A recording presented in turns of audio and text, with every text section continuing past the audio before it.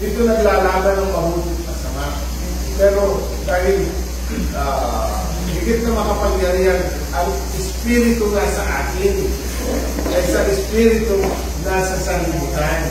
Kaya ang sansa na magwagi ay mataas. Normal lamang na tayo makikipagbaka dahil sa muling pagkabuhay pa, aalisin yung karupatan kong laman. At hanggang wala pa tayo sa panahon yun, lalabanan talaga natin yun. Kaya sabi ni Pablo, sinusupil ko ang aking sarili. Baka pagkatapos kong paglingkod, ako naman ay matakwil. Ano kanyang takot? Sinusupil ko ang aking sarili. Baka pagkatapos kong paglingkod, ako naman ay matakwil. Kaya kahit natadakilan sa Biblia, and then the same struggle na struggle na. Gusto ko pong i-rephrase yung tanong kung tama yung pagkakaunawa ko. Parang ang gusto pong itanong ni brother ay, kung gusto ng Diyos na tayo ay maging banal, bakit siya naman yung lumikha sa atin, bakit hindi niya tayo nilikhang banal? Tama po ba, brother? Opo. Parang nasagot naman po sa pagkagulong ng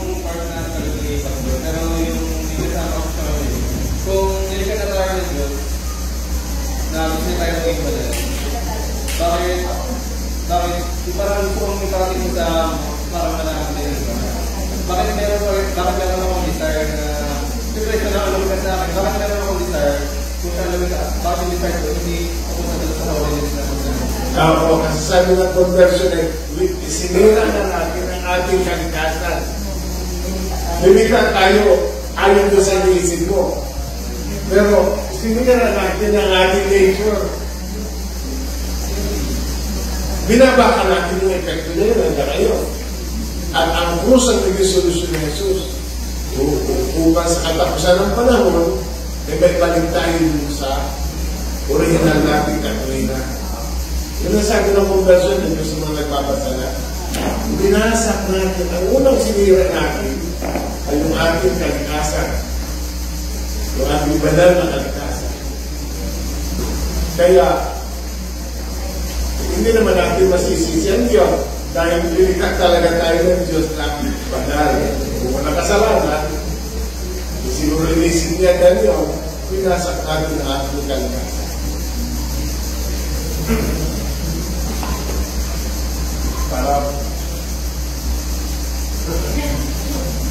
Ito po medyo related doon sa tanong natin kanina. Paano ba ang isang Kristiyano ay nagkakasala dahil sa lugar na kanyang kinalalagyan, pero ang lugar na iyon ay hindi niya pwedeng iwasan o tanggalin? Ano po ang dapat niyang gawin? May mga lugar sa buhay na whether you like it or not, ay nandun ka na. Ano po ang gagawin mo kung yun ay maling lugar o yun ay lugar na nagdudulog sa iyo para magkasala? Po. Siguro po, may kaaway sa tahanan or kung tama po yung pag-unawa sa mga. Baka naman pwede may control ka para baguhin yung atmosphere. Yung atmosphere. Dapat ay sinara na yung bintana. Namimintana siya nasa tore siya. In-close nga yung banyo. Hindi ba ang mga banyo sa among pinagtakitak ni Sulira? Parang ko nakikita ng araw sino nakapanira sa bukid na mga walang banyo sa loob ng bahay? Pinagtatagkitak Islam? Yun na narinig ko mga babae. Pero, yung matatanda ng mga 50-60 na, ay naroon sa Bombay yung mga laylay na doon ng dodo. Nakita ninyo, yung mga matatanda.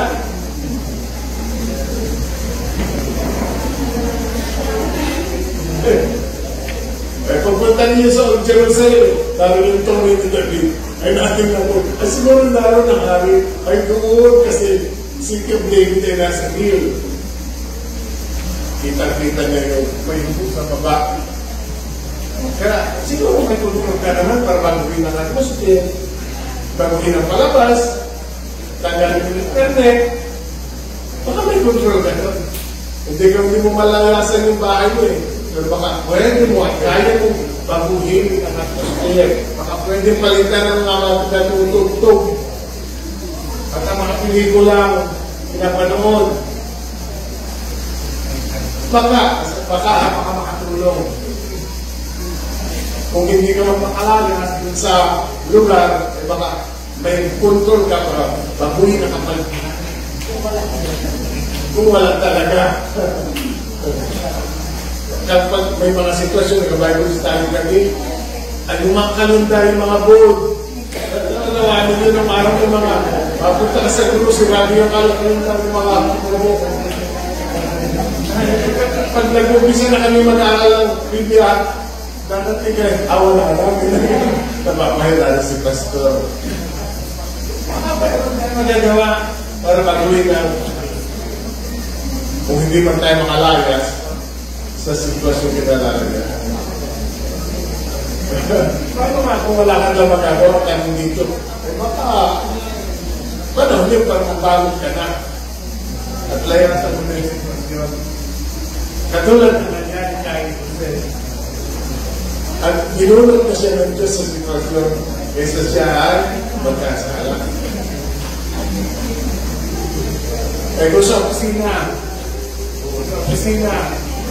pinaligawan ka nung ka-opisina mo, may asawa, marami kang pinali mo sa kape.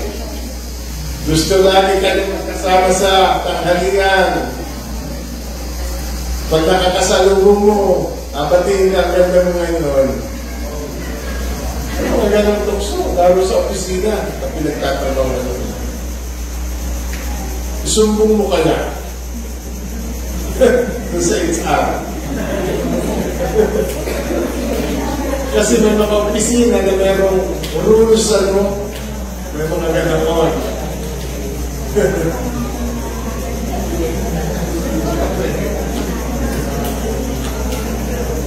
Okay na po. Sige po. Let's proceed to the next question. Bilang Kristiyano, hindi maiwasang magkasala. Paano kung dumating sa point na ang isang Kristiyano ay nagkasala, tapos bigla siyang namatay na hindi nakapagsisi? Maliligtas pa din ba siya?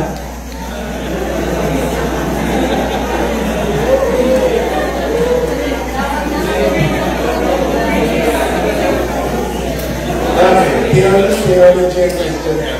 Tayo na niniwala ng isang taong pinililigtas at maniligtas ano man na mangyari by the sovereign power of God.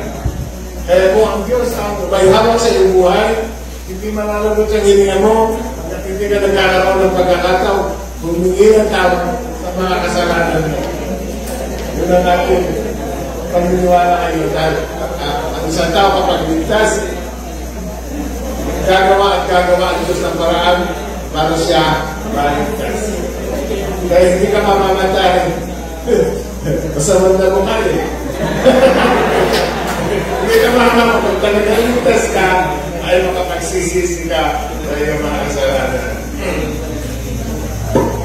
May dadalan po kayo ng Lola? Romans chapter 8 verse 33. Who dares accuse us, whom God has chosen for His own? No one. For God Himself has given us right standing with Himself. And who would dare accuse us before God, whom God has chosen for His own? No one. For God Himself has given us right standing with Himself. Kung ang Diyos ang naglagay sa iyo sa maayos na kalagayan sa Kanyang harapan, sino ang pwedeng magsakdal laban sa iyo? Wala. Kaya lahat ng pinili ng Diyos talaga, He will make sure na we are in right standing before Him bago niya tayo punin. Dito, bigyan ng Panginoon. Next question po. I think this question is from Ma'am Leiden. Kapag sinunod natin ang mga payo at paraan mula sa mga napakinggang mensahe ukol sa pagtatagumpay sa tukso, does it guarantee na lagi tayong magtatagumpay? Kapag sinunod natin ang mga payo at paraan mula sa mga napakinggang mensahe ukol sa pagtatagumpay sa tukso, does it guarantee na lagi na tayong magtatagumpay? Kung talagang masusunod natin, talagang magtatagumpay tayo. Kaya nga sabi sa Bible ay, ibinigay na daw sa atin yung lahat na kailangan natin para mamuhay sa godliness. Ay, ang tanong lang, ay gagamitin ba natin yun? Kung talagang gagamitin natin yung may buong katapatan, naniniwala ako na magtatagumpay tayo palagi. Yun nga lang, talagang may mga pagkakataon sa buhay natin na sumasala tayo eh. Pero dapat ay palagi tayong bumabalik lang sa Diyos at nagsisisik agad every time na tayo ay nagkakasala. Huwag tayo magbababad sa kasalanan at balik-balik ulit sa Panginoon. Salamat po. Next question. God is ultimately sovereign, which means ang Diyos ang nagpapangyari sa lahat ng bagay based on Ephesians 1:11. Does He also preordain yung time na nahuhulog ang tao sa tukso? Question about sovereignty. Does that include po yung times na ang tao ay mahuhulog sa tukso? Siyempre, pag sinabi mong God is sovereign, lahat ng bagay na nangyayari sa atin, buong buhay, hanggang sa kaliit-liitang detalye nun, alam na ng Diyos. Alam niya.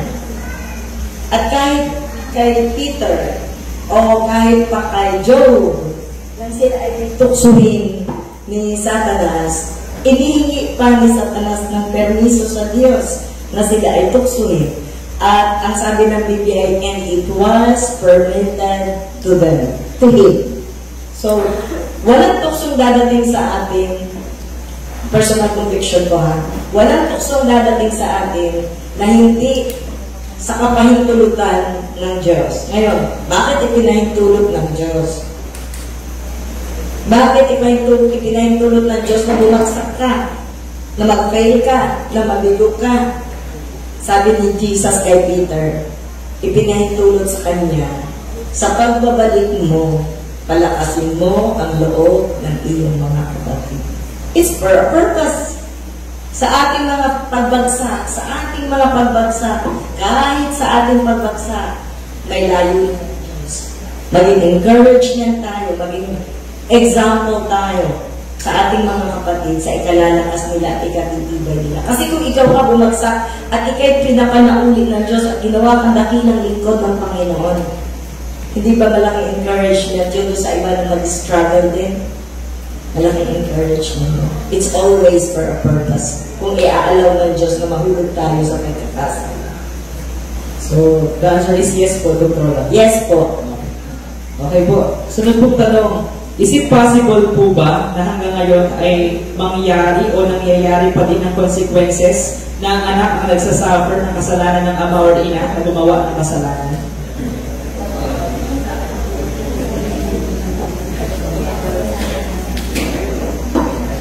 Oo. Pero konsekwensya sa mga anak. Meron talaga. Kahit nga hindi kasalanan yung maling desisyon, kahit hindi kasalanan, yung maling desisyon, asakon din naman. Hindi ba yung mga apo na sinisis yung mga lolo nila dahil sa isang baon natin pinagbiling mo pa, isang balbing bagong ipinalit sa kalating hektarya, yung mga magulang nila mahilig manuba nung araw, sabi nila yung kalahati ng bayan na ito yung amin nung araw. Talagang nasakot ng mga anak. Kaya kung meron kang kailangan magkaroon ng kaluluwa ng Diyos, yung mga parents, para hindi suffer ng mga anak ang mga consequences.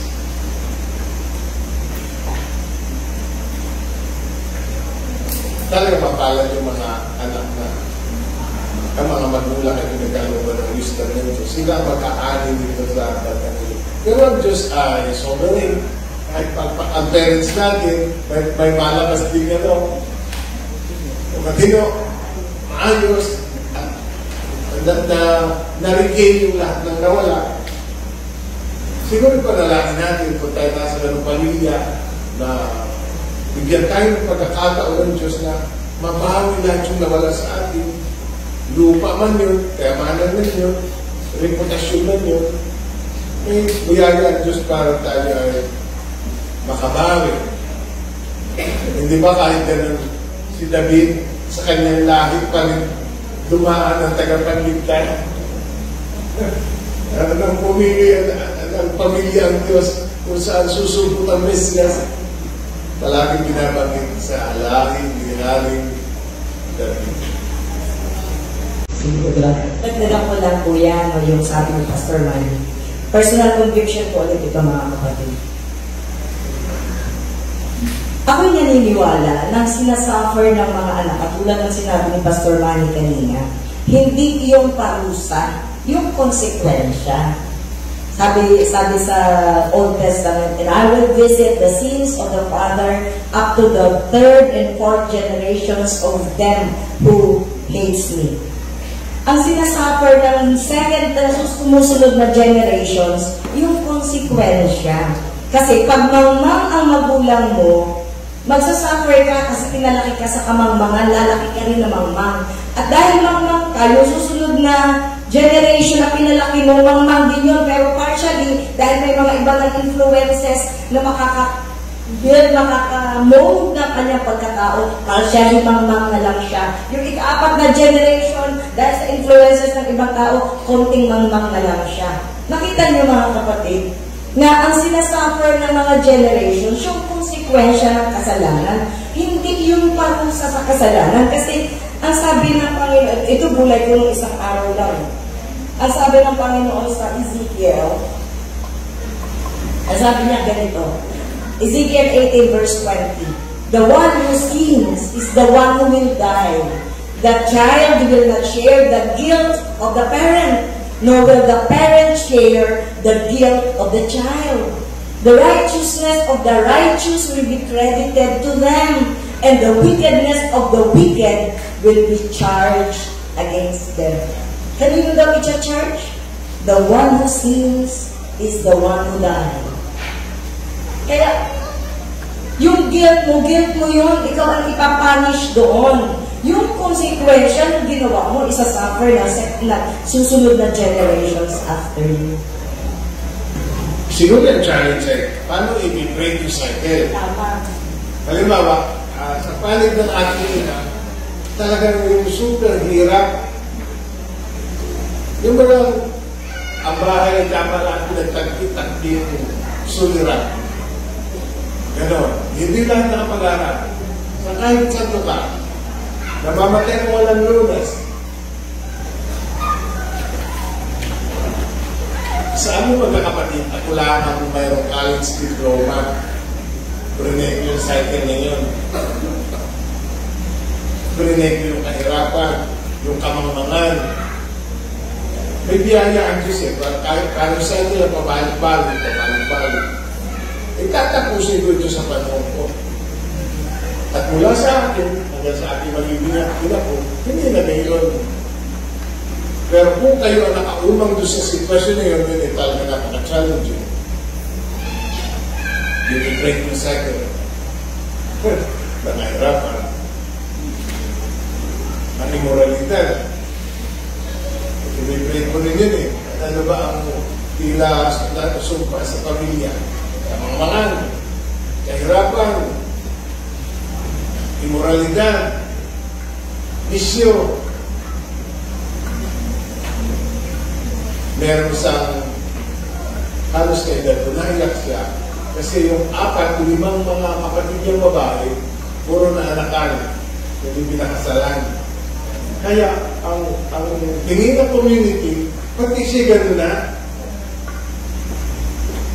hindi naman ako katulad ng mga ate ko. Iba naman ako. Kailangan yung patunayan na hindi siya kagaya ng kanyang ata. Mahirap i-break yun. Kasi yung community ang nagagam sa iyo. Hindi na sila magkatataka kung isang araw ay maanakan din siya at hindi pa nalutan. Dahil lahat naman sila ganun. Yun mga kapatid ko, kanina man nanggaling yung tanong ang ihilingin sa Diyos para i-break yung cycle na yun. Na paulit-ulit. Ang kana mga ating, ang kana malalasin, para i-break yun. Salamat po. Dalawang tanong po ninyo babasahin ko, related po sila. Una po, yung nananatiling guilt sa akin matapos makahingi ng tawad sa Diyos, sapat po bang tingnan ko ito na mabuting bagay o hindi? Yung guilt po kasi ay nagbibigay ng kapayapaan sa akin. Is it a good thing? Tanda po ba ito ng tunay na pagsisisi? Tapos yung isa pong tanong, paano malalaman ang tunay na kapatawaran sa kasalanan o paano malalaman kung napatawad ka na? Yung isa po, nagsisi pero may guilt daw po siya, yung po ba ay good thing or bad thing? And then yung the next one, kailan po malalaman kung talagang napatawad ka na ng Diyos? Magkatanda ko si David, kung babasahin natin yung mga sulat niya sa awit, nag-struggle din siya dun sa ganong kalagayan na parang yung guilt, kaya ang panalangin niya ay create in me a clean heart, O God, and renew a right spirit within me. Cast me not away from your presence, O Lord, and renew a steadfast spirit within me. Kaya kung ganong klaseng damdamin ang nararamdaman mo after mong makahingi ng tawad sa Panginoon, yun ay maganda. Para sa akin ay magandang bagay. At naniniwala ako na yung kapayapaan, banda-banda ron, ay ipagkakaloob din sa iyo ng Panginoon. Huwag ka lang, hanggat nararamdaman mo yun, lalo kang magsumiksik naman sa Panginoon. Basta tunay naman na nagsisisi ka sa iyong kasalanan, ay talaga namang pinapatawad ka. At kahit yung pakiramdam na yun, ay magdala sa iyo para higit na magsumiksik sa Panginoon. Siguro din mga kapatid, after really, truly repenting, sampalatayanan mo din na tinatawad ka. Bye, Ma'am Layden. Ingat kayo. Thank you, Ma'am Layden. Sampalatayanan mo din na pinatawad ka. Minsan kasi, napatawad na tayo ng Diyos, pero hindi pa natin napapatawad ang sarili natin. Lalo na kung yung ginawa natin ay parang ang dumi-duming kasalanan, yung ang laki-laking kasalanan.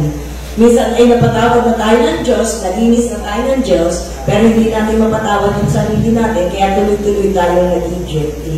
Kailangan siguro natin sampalatayanan yung sinabi ng Diyos na if you confess your sins, He is righteous and just to forgive you and to cleanse you.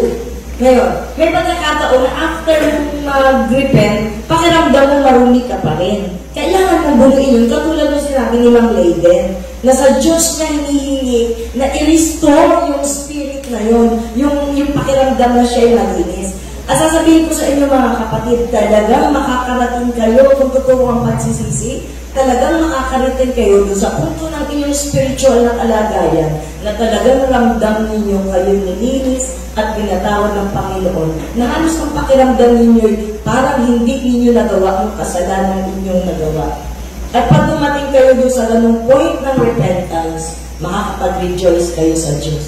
Kasi alam nyo, hindi nyo inabola yung sarili nyo.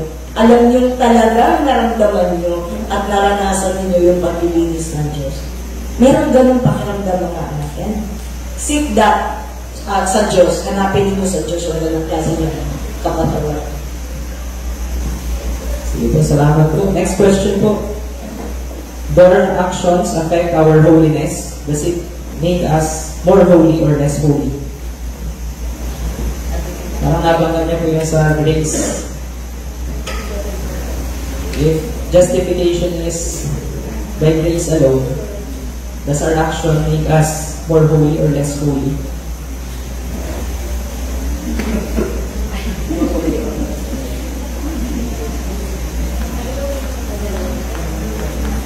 Sabi po kung yung atin daw po ba mga gawa ay ginagawa tayong mas banal o less na banal? Parang nabanggap po siya dun sa doktrina na ang kabanalan or pag-aaring ganap ay purong biyaya ng Diyos.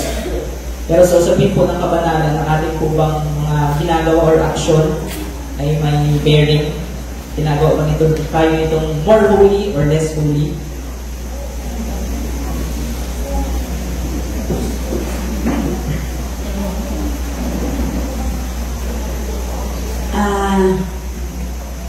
Nang tayo ay tumanggap sa Panginoon ay inarit na tayong banal ng Diyos.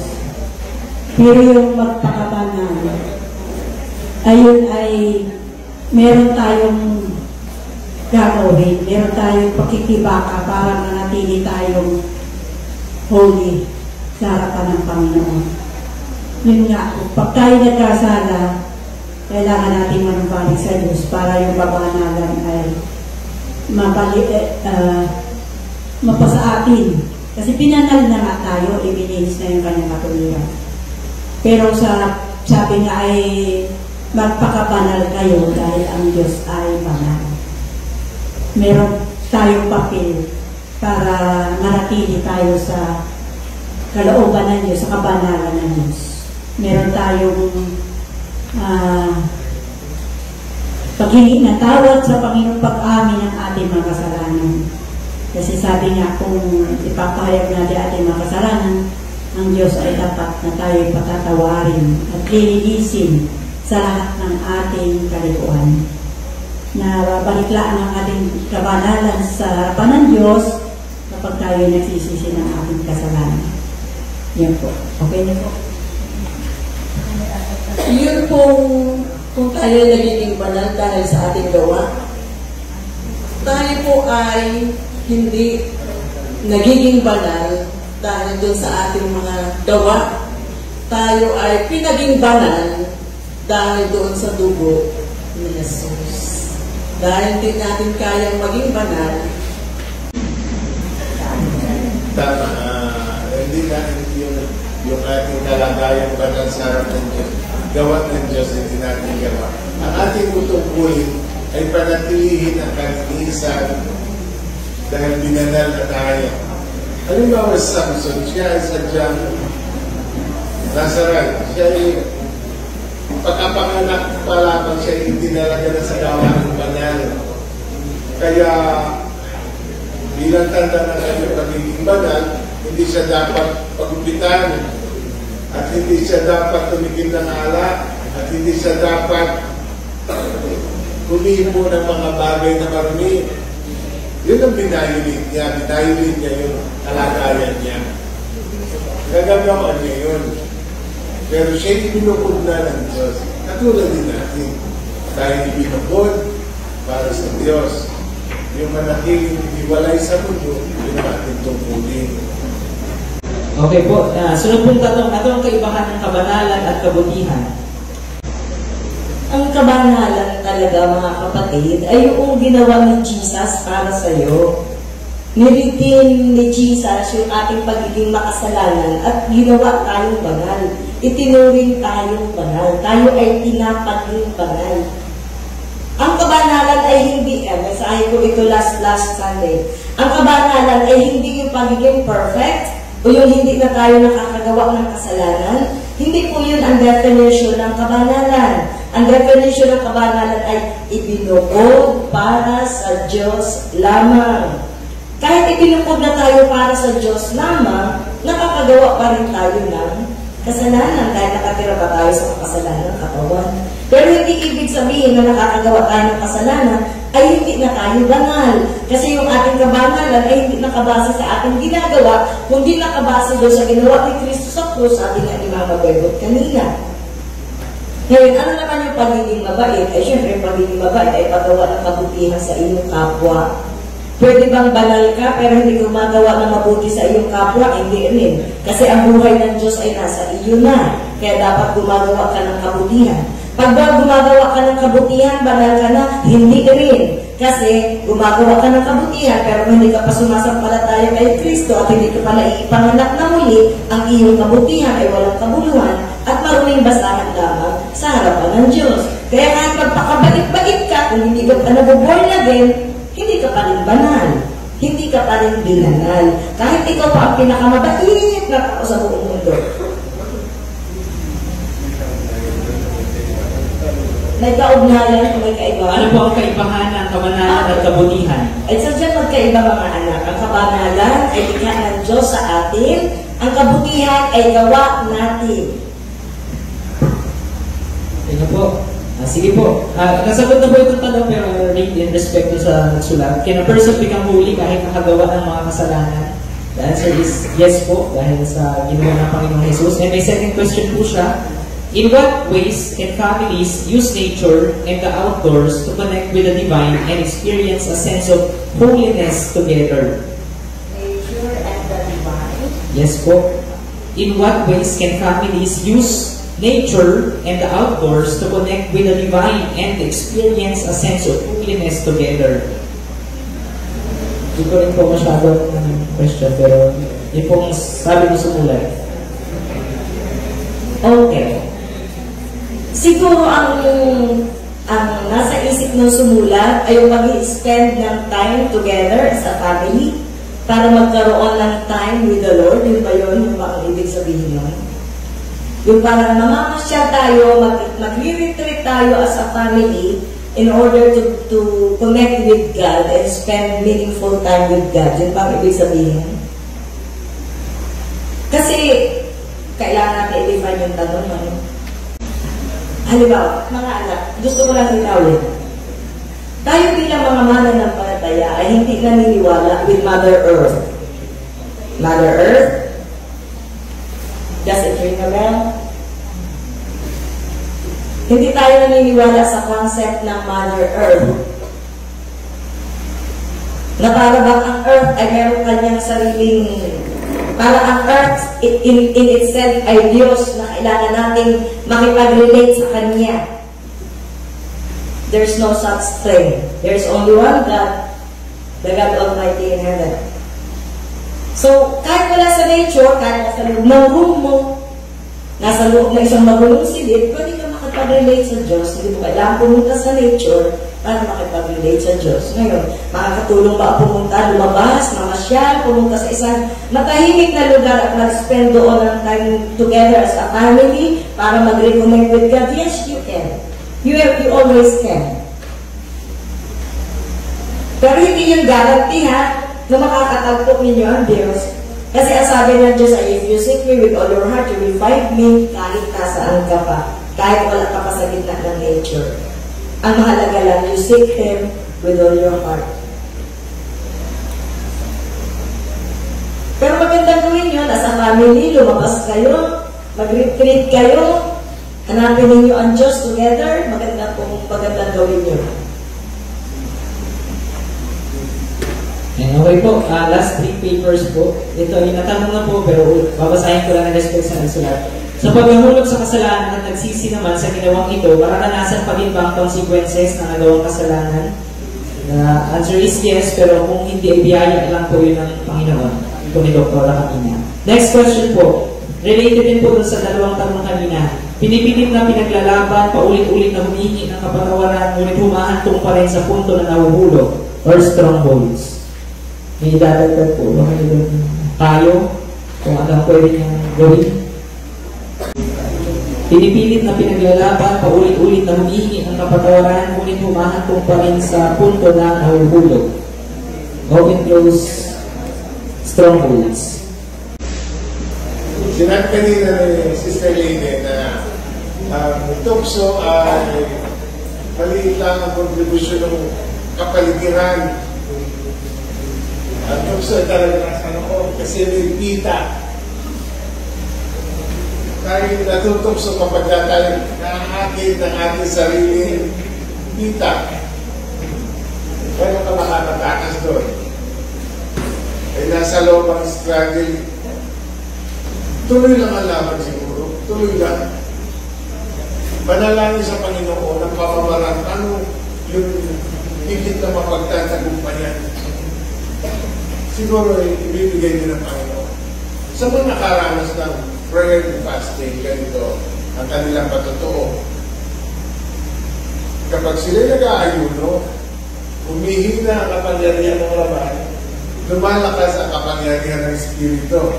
Kailangan kasi humina yung isa at palakasin yung isa. Kung ano na yung parang dalawang aso, kung ano yung iyong inalagaan pinapakain, yun ang lalakas at nabubuhay. Kaya kung yung iyong spiritual na pagkatao yung pinalalakas, habang ginuguto mo naman itong iyong laman, di magtatagumpay ka. Pero hindi pwedeng wala kang gagawin para magtagumpay. Talagang kailangan magtagumpay. Malaki ang pagkatalo mo kapag paulit-ulit ka madadapa at tayo madadapa ka. So in short po ay tuloy ang laban, wala ng pag-asa, and you can try the prayer and fasting. Okay po, ito po yung last na tanong. I don't think it's related po sa holiness, pero babasahin ko lang rin ang ulit in respect sa nagsulat. Bilang isang leader ng simbahan, ano ang pinakatamang response para sa sitwasyon na may mga lumang manggagawa ang umaalis sa simbahan o nagbabalak dahil sa mga pagbabago sa nilalakaran ng iglesia? And it's up to our speakers and elders po kung sasagutin nila. Dahil hindi naman po siya related sa holiness. Ulitin ko po ba? Bilang isang leader ng simbahan, ano ang pinakatamang response para sa sitwasyon na may mga lumang manggagawa ang umaalis sa simbahan o nagbabalak dahil sa mga pagbabago na nilalakaran ng iglesia? Sinabi ni Juan, na kung sila yung talagang kasama natin, hindi sila aalis sa atin. Umalis sila sa atin dahil hindi talaga sila isa sa atin.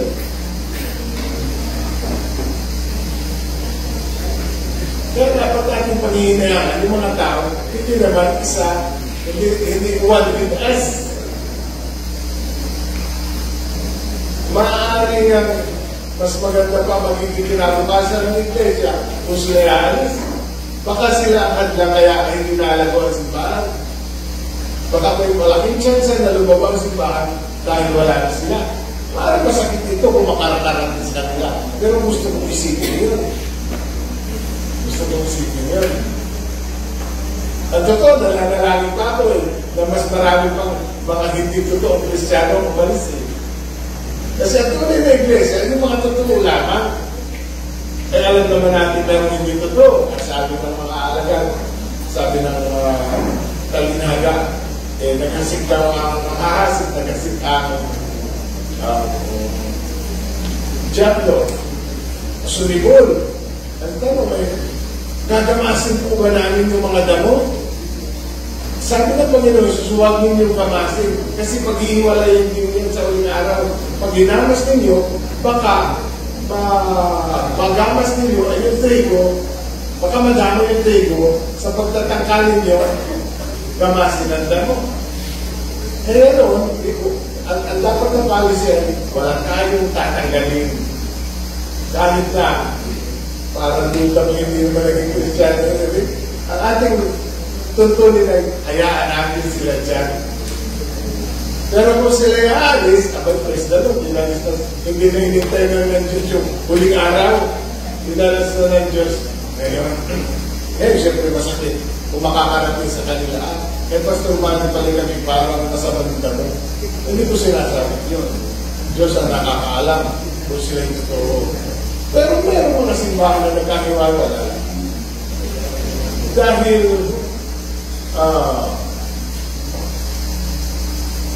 hindi nila gusto ang palakad. Wala namang palakad na magugustuhan ng lahat. Walang palakad na magugustuhan ng lahat. Ang totoo, nung nag-CJC tayo, kami pamilya ng balis. Meron isang angka ng balis.